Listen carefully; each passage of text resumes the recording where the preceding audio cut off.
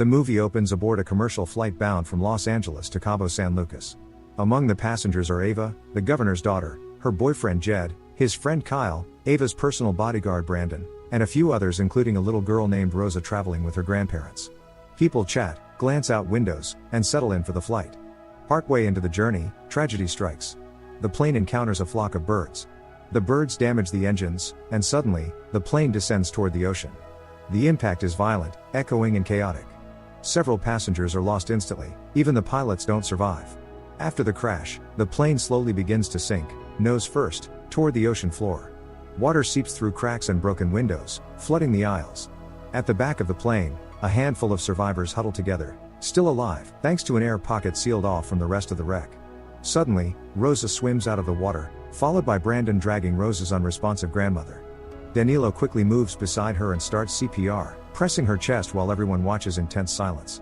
After several attempts, she suddenly coughs out water and gasps for air. The relief sweeps through the group, but when Rosa looks around and asks where her grandfather is, Brandon lowers his eyes and tells her he didn't make it. Rosa breaks down, clinging to her grandmother as both sob quietly. Brandon regains control of the group. He warns them to stay calm and breathe slowly. If they panic, they'll use up what little oxygen they have left. He turns to Danilo, asking if there are any emergency oxygen tanks on board. Danilo checks the compartments and returns with bad news: both tanks are completely empty. Trying to think fast, Brandon remembers seeing a passenger earlier who had a medical oxygen tank. He tells the others to stay put and dives into the dark murky water toward the front of the plane. As he swims through narrow corridors filled with debris, he finds the man still strapped in his seat, the small oxygen tank beside him. Brandon unhooks it and begins swimming back, but the water grows still around him and suddenly, a massive shark surges from the darkness and slams into him. Later, Brandon manages to make it back to the group, gasping and bleeding from a deep bite wound. He hands them the oxygen tank, but before anyone can react, the water around his legs churns, and he's violently pulled back under by the same shark. The group watches in shock, realizing they're not alone down there. Silence falls and no one moves.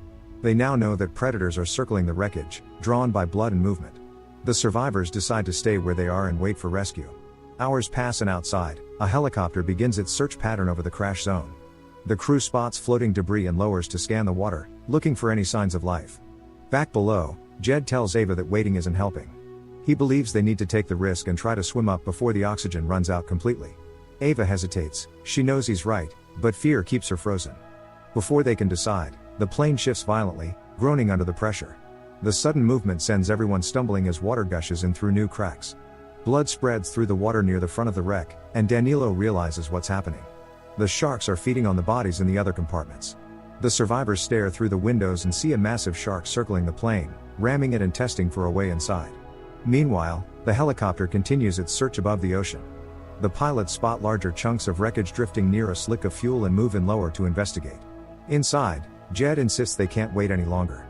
He warns that if the plane slides any deeper, the pressure will crush them. Moments later, the wreck suddenly jerks downward again, tilting nose first.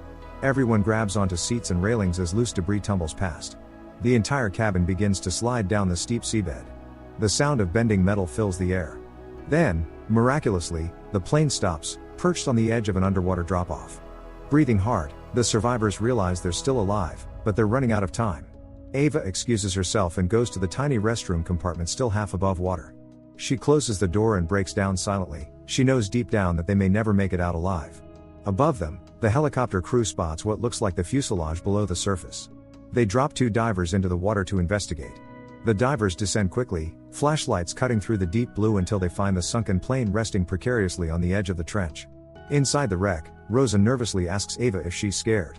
Ava admits that she is, but she forces a smile and tells Rosa to stay strong. Just then, Rosa spots movement outside the window, 2 figures in diving suits.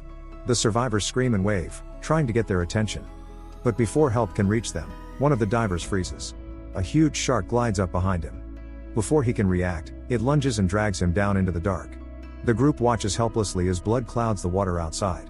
The second diver panics, but he's killed too. Inside, the survivors go quiet again. Their hope of rescue has vanished before their eyes. Ava stares at the window, realizing they're completely on their own now. Desperate, she dives into the water to look for the diver's oxygen tank, thinking it might be their only chance. She sees something floating ahead, but before she can reach it, Jed suddenly slips and falls into the water. As he tries to climb back up, a shark bursts through the broken fuselage and grabs his leg. Jed screams as the water turns red. Ava and Danilo pull him out, but his leg is gone. They press bandages and torn fabric to the wound, trying to stop the bleeding while Jed fades in and out of consciousness. The group is in full panic now, realizing the sharks are relentless and the wreck could give way at any moment. Meanwhile, Rosa's grandmother moves beside Jed, calming him down as she tells him that he'll survive, that they'll all make it out of there alive.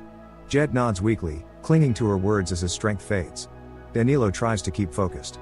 He looks around at the small air pocket and realizes they're running out of time. He turns to Ava and tells her to swim down to the luggage hold, maybe there's something that can help them escape. Ava hesitates, knowing how dangerous it is out there, but she takes a deep breath, grabs a flashlight, and slips beneath the cold water. The deeper she goes, the darker it gets. The beam from her flashlight cuts through floating debris and drifting luggage. She moves carefully, searching through bags and cases for anything that could help them breathe or float. But as she turns a corner, something brushes her leg. Out of the shadows, an octopus floats near her. Startled, she backs away fast, her light flickering across its glassy eyes. A few moments later, she bursts through the surface, gasping for breath and clutching several dry suits and bits of gear she found. She lays them out, but there's only 4 usable suits. Everyone looks at them in silence, knowing what that means. Rosa's grandmother kneels beside Jed again, but his eyes are closed now. She checks his pulse, then lowers her head sadly, realizing he's gone. When Ava realizes he's dead, she breaks down crying, her body shaking from grief and cold. She tries performing CPR on him, but it's no use. The silence is broken when the plane groans again. It's shifting, sinking forward bit by bit. The water around their legs begins to rise faster. Ava looks up and realizes the air pocket won't last much longer, they have to leave. She steadies herself and tells the group they can't stay. The sharks are still outside, but if they do nothing, they'll drown. She comes up with a plan. They'll use air bubbles from the dry suits to create noise and movement, distracting the sharks long enough for them to swim to the surface. Kyle doesn't like the idea. He thinks it's suicide.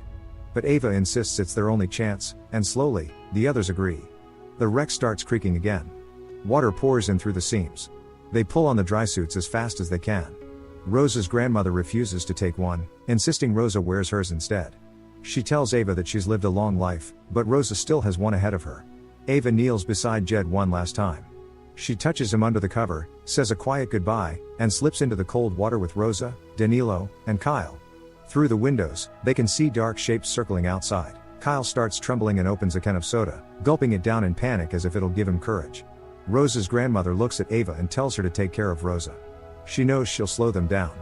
Rosa cries, begging her not to stay, but the old woman shakes her head. She kisses her granddaughter's cheek, smiles one last time, and stays behind. The others begin swimming through the wreck toward the open side. They move carefully, pushing air from one of the extra dry suits to create a stream of bubbles. A shark nearby turns toward the sound, distracted by the movement. The group seizes the chance to move forward. Suddenly, Kyle freezes. The darkness ahead is too much for him. He panics and swims back toward the air pocket, muttering to himself that he can't do it. As he turns, a shark darts in from the side and slams into him. Blood fills the water, the others hear his muffled scream but can't help him. Ava, Rosa, and Danilo press on. They find the diver's oxygen tank floating near the wreckage. Rosa grabs it, and they take turns breathing through it.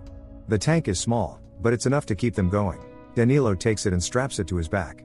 He then signals for them to release the air from their dry suits, using the pressure to push themselves upward. As they start rising, a shark bursts into the cabin, swimming past Ava. She freezes completely still, holding her breath as it glides inches from her face. It passes without attacking, disappearing into the darkness. She then looks up and the plane is shifting again. The whole fuselage begins to slide deeper into the trench below. She kicks hard, swimming upward as the wreck breaks with her inside. She eventually makes it out just as the plane falls into the abyss. Ava lets out air from her suit, sending herself rocketing upward toward the surface. But halfway in, her lungs burn and she runs out of air. She slows down, sinking for a moment before her body floats upward. Her lifeless body breaks the surface, and she lies still for several seconds, then gasps violently, choking and coughing up water. Dazed and weak, she looks around the endless ocean, but there's no sign of the others. Then, she hears the sound of rotor blades overhead.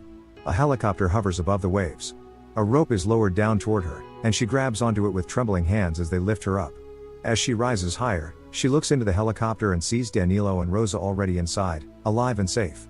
Rosa smiles through tears, reaching out her hand toward Ava. Relief floods Ava's face as she realizes they made it. Against all odds, they survived. Make sure to like, comment and subscribe for more notifications. Until next time. See you soon.